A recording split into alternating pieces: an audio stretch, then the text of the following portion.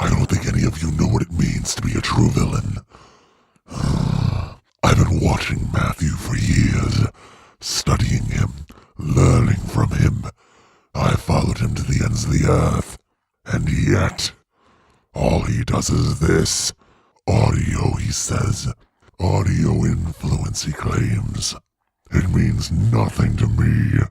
This is suffering, but I will try it anyway.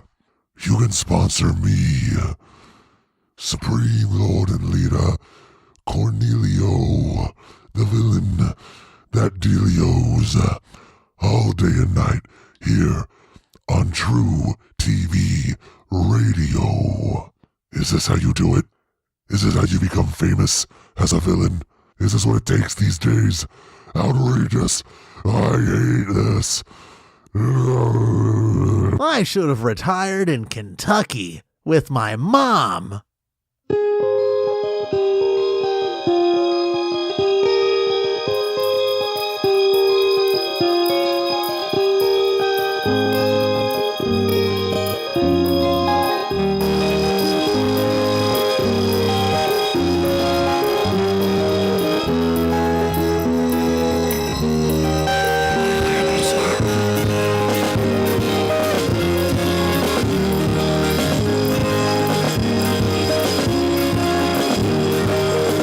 Hello there and welcome to the Red Hunger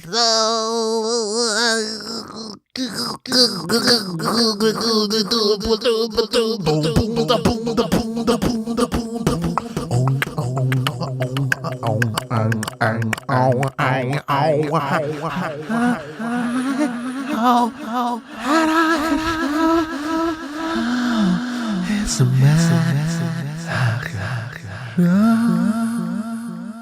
Hey there, we're just gonna dive into it today. We're gonna dive right into it. Just gonna dive into. Just gonna get this off me real fast. Hold on.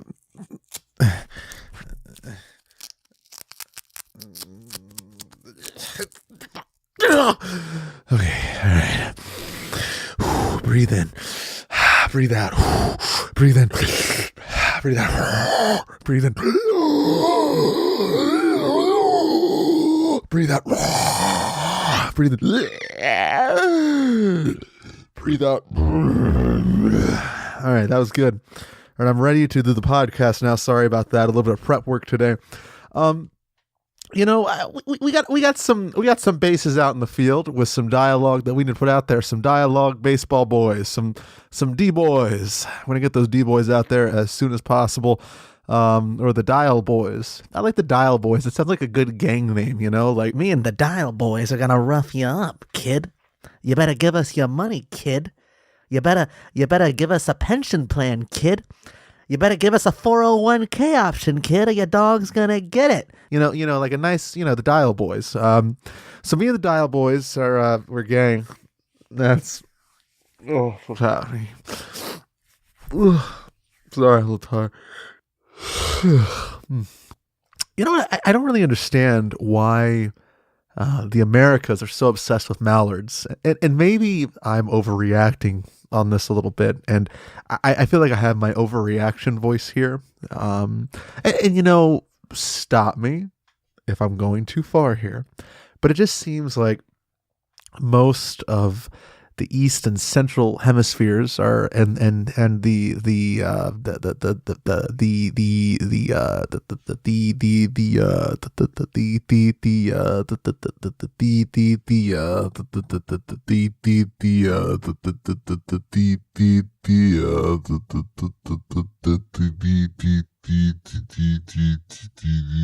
are just obsessed with this mallard craze.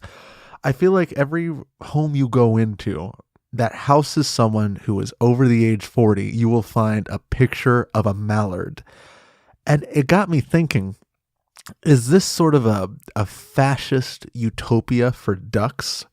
And hear me out here. So when you think about it, mallards pretty much have it made. They have these like the screw penises, I guess, that can just, build homes if they need them to. They don't really need a screwdriver or nails or anything. They can just put their little duck in there.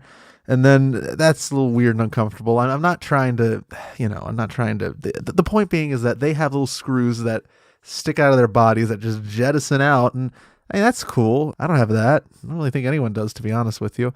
So, that's a thing. And it just seems to me that mallards have it made. It's just the reality that has consumed my vision as of current. The reality. Shut up. No. Please. Okay. So it just seems like one of those things. There's duck pictures everywhere.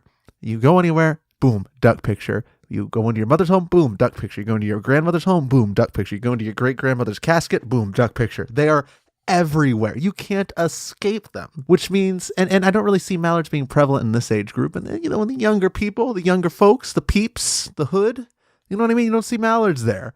But in the older generations across the board, it doesn't matter what their political or ideological affiliation is. They got a mallard photo somewhere in there. It is there. And to me, this just sort of, again, echoes this sort of mallard fascist regime. And mostly because if you have photos of yourself all over the world, people are basically worshiping you.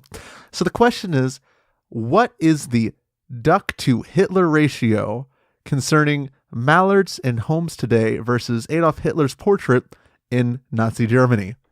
And if we can get a sort of a quantification of this, I think we'll have a better understanding of how mallards are influencing our society on a day-to-day basis. This is just something to think about. This is something that we need to consider. I don't want to infer that our parents and our legal guardians and my legal guardians who watch over me and cherish me like the cute little pea that I am, I don't want to infer that they worship mallards. No, I want to make it known and claim it, stake it in the ground, like a duck screws a 2x4 into a 6x8 and says, "Job well done, boys," and all the ducks and their screw penises are satisfied over the construction and then go to the bank to cash their checks. I'm not trying to do anything like that here. Actually, I am. That's why I said all of that. I'm trying to do exactly that. I just think that mallards have it made, and I think that our cultural obsession with mallards is dangerous.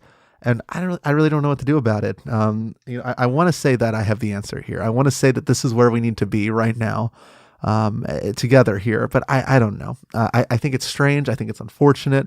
I think it's troublesome.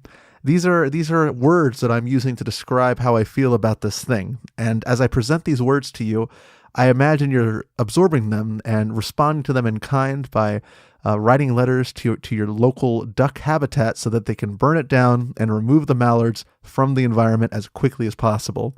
We just don't need them anymore. We tried to build central urban utopias by creating malls for mallards, duck utopias. And it wasn't right. It wasn't going well, and people ended up building stores and selling food, and we didn't see the mallards there. They weren't there. And so then we threw them into the oceans and the ponds and the rivers, hoping that, hey, come on, mallards, you were just a thing of the past. We moved on from that. We buy stuff on the internet now, and we don't need to go to nature parks because we can just look at a blog and see pictures. And they're upset. They're mad. Every time I see a mallard, every time I see a duck, every time I see a quack, it all just gets a little more monstrous. And they know what's coming. Their time of worship is at an end.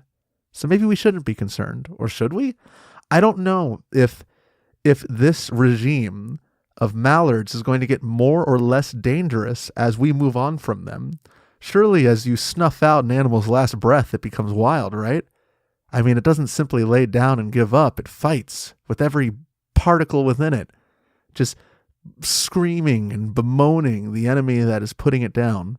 When you put a duck into a corner, does it not quack? Anyway, so an interview today, here's a little something for you. Take it away. Take me away, Lord. Lord, take me away from this place.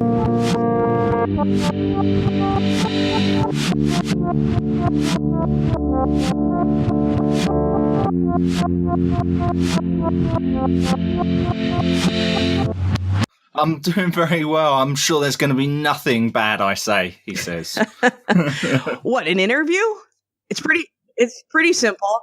You just So my name's Richard. Yeah, well, basically what you do is, you do a very extensive research on the person before you have them on your show. You find out their name, Yeah, my name's Richard. number, serial number. You got to make sure you have all of that information. It's real important to do a background search, a heavy background search on these people. You don't even know where they're coming from. They're all over. I'm over here in Brighton, England. I'm a sports broadcaster. So I've worked for Sky, Eurosport, Al Jazeera. I lived in Qatar for 6 years. And now I'm kind of doing my own thing. I've got my own sports broadcast company called SPECTACU, where I do video casts, but also I do a podcast called The Best in the World, where I interview world and Olympic champions to find out what they do differently from the rest of us.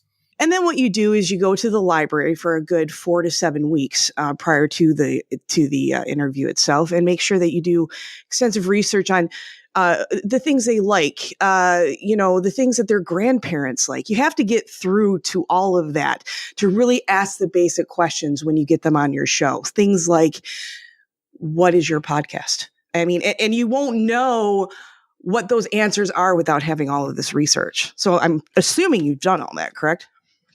I love cheese. In fact, I love Alan Partridge as well, who says, "Smell my cheese." So, but not. I don't like blue cheese. I don't like brie either. Yeah, just do a Google search, man. It's that. You're wrong. Blue's a brilliant color because it's the color of my hometown football team. I do. You can check out blazingcariboustudios.com. That's actually a company I run. It's a network of podcasters with a bunch of junk on it. Maybe if they went to red, they might win a few more games. Who knows? Yeah, I have.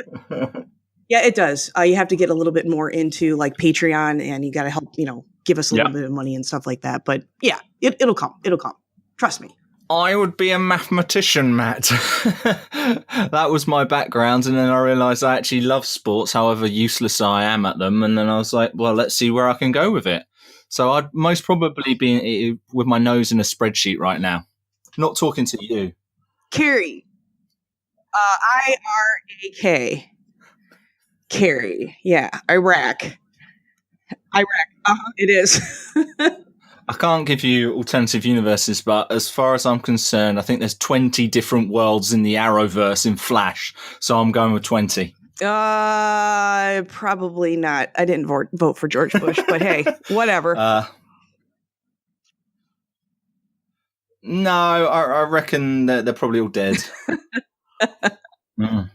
Yeah, I reckon all of those other universes are a lot darker than what we have here.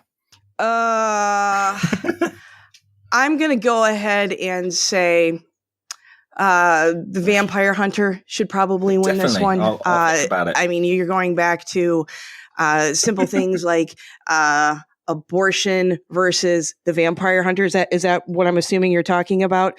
And I don't know. I think killing through this with a stake through the heart is probably a little bit more ethical. It's the way I'd like to go. Definitely. I don't think we can make it worse. It's just kind of naturally how we are. We're all pretty selfish. And I'll be honest, I wake up every day going, today's going to be the day where I'm a little bit better, I'm a little bit nicer. And unfortunately, that day is still tomorrow. Yeah. I'm from the big cheddar cheese. It's really weird that you're asking me this right now. I was just dropping my daughter off at school, and for some reason we got onto an abortion talk. Greyhound trainer. And now you brought it back up. We weren't discussing Roe versus Blade. And it could it be Blade Runner though too? Like, does it have to be Blade like, a Vampire Slayer? Could it be like Roe versus Blade Runner? Because that could be interesting. You need to teach those greyhounds to chase that ferret as fast as they can to be the best that they can be. Right. why not? Do it. It's not been done before. So it's a niche in the market. I'm actually sitting. At this point, I don't really stand in podcasts, but would you then have the bookmakers have a spread on who's going to die with a heart attack first? Is that where you're going with this? Basically, I mean, that's a really interesting question. So, yeah, I would probably sit for that. I was actually back in the day, I was actually paralyzed for a short period of time. So I think like a mega mac, like I had it. I think that's 4 patties I had in Thailand once. Sitting is definitely the way to go with this. Mm. Are you opening your mail at this point? No, that's as far as the story goes. What happens in Thailand stays in Thailand. Yeah, mm-hmm. Yeah. I guess it is. I don't know if you can make any cheese with that, Grace. But who knows? What's the worst that could happen? I've got 5 seconds. The worst that could happen is that this show goes on for like an hour. I think you need to break that down for me. I'm about 5'3". I like to, I don't know. I'm a mom. I'm a writer. I'm a former stand-up comedian. That was years ago. Well, I'm from the future, so it happened. It works. I'm about the little guy. Definitely. I'm always about the little guy, the underdog, the person that needs a leg up, so to speak. Like I said, I was paralyzed. So, yeah. Caramel. Oh, yeah. No, absolutely.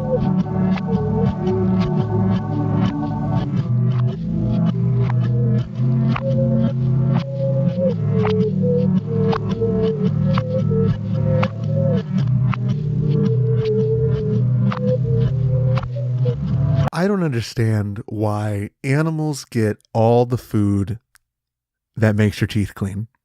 I don't get it. I don't like it. I've had enough of it.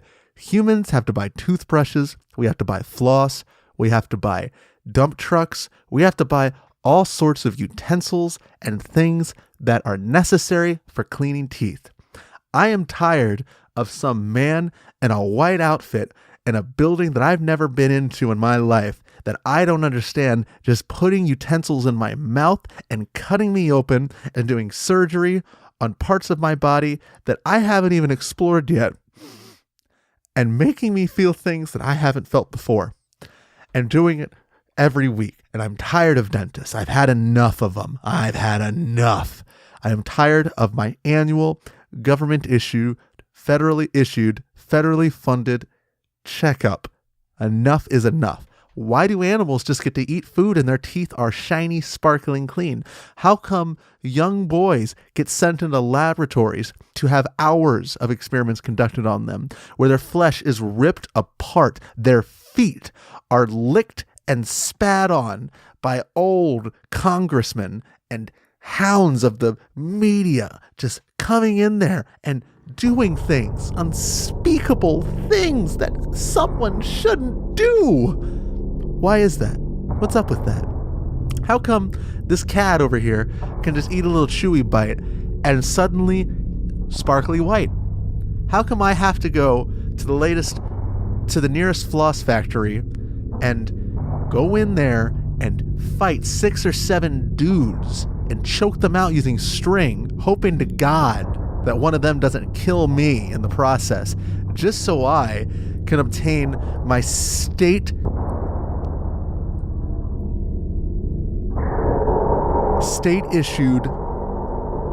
flossing mechanism? Why do I have to do that? How come old Bow Wow over there just gets to like lick a bone and suddenly his teeth are whiter than 1950s television? I don't know what's up with that. I don't get it. I can't comprehend it.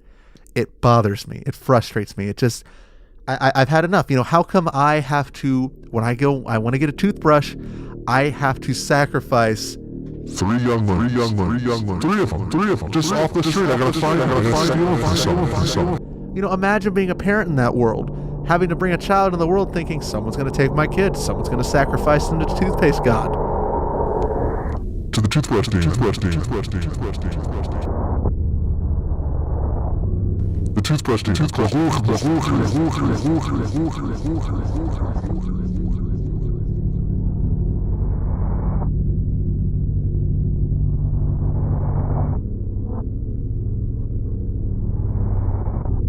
I don't want that. Nobody wants that. And maybe it could be rougher.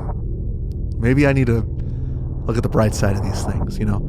I feel like I'm such a negative Ned sometimes that I forget the little bits and pieces of the world that, you know, make our life great. You know, so what? Maybe it is hard to brush your teeth. And maybe we should just all stop doing it. Maybe all these trials I'm putting myself through and that we're all putting ourselves through is just a way to make us feel a little more human, I guess, you know, to cut away from the 9 to 5 from time to time, you know, choke someone out with floss. I get it. I'm not trying to say that these things are inherently evil. But maybe we could do a little less choking and a little more growing.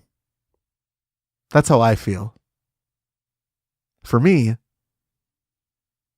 it's harmony.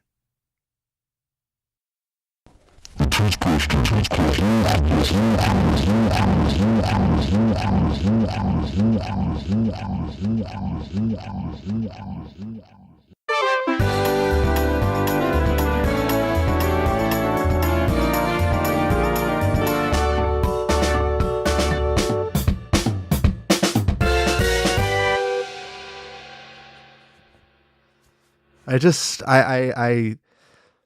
want to be I just want to be a better person. When I was born into this world, I had a few things going for me. I had an axe, I had a hammer, and I had broad shoulders. And so I placed both these tools, one on each shoulder, and walked out into the ocean where I met a fish named Trey. Trey was a bit old school, and I'm not, you know, it's just how Trey was. And so Trey said, Matt, you got to build an aquarium big enough to hold the whole ocean. So I said, Trey, how about the earth? So I used my hammer and I used I don't know what was on the other shoulder. I think I lost it along the way, whatever. And I built the earth that we all live on today. And Trey said, yo, Matt, you need to help us walk on land. And so I said, okay, Trey, sure, whatever. You know what? Whatever you want, buddy.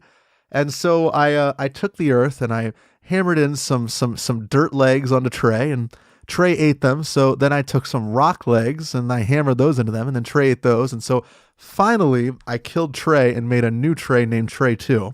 So Trey 2 tells me, hey, yo, Matt. And he had most of the same sort of setup that Trey had. It's fine. I'm not trying, you know, I just was like, all right, well, Trey's cool, I guess. So I said, Trey 2, before you finish that sentence, I just need to let you know that if you ask for legs and I put them on you, you can't eat them.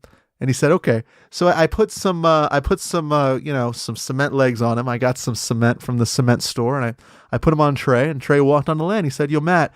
And I go, oh my God. All right. Okay, Trey, Jesus Christ, what do you want? And Trey goes, hey, you know, it sure would be cool to, you know, have someone to, you know, mess around with, you know, maybe like Lady Trey. So I made Lady Trey.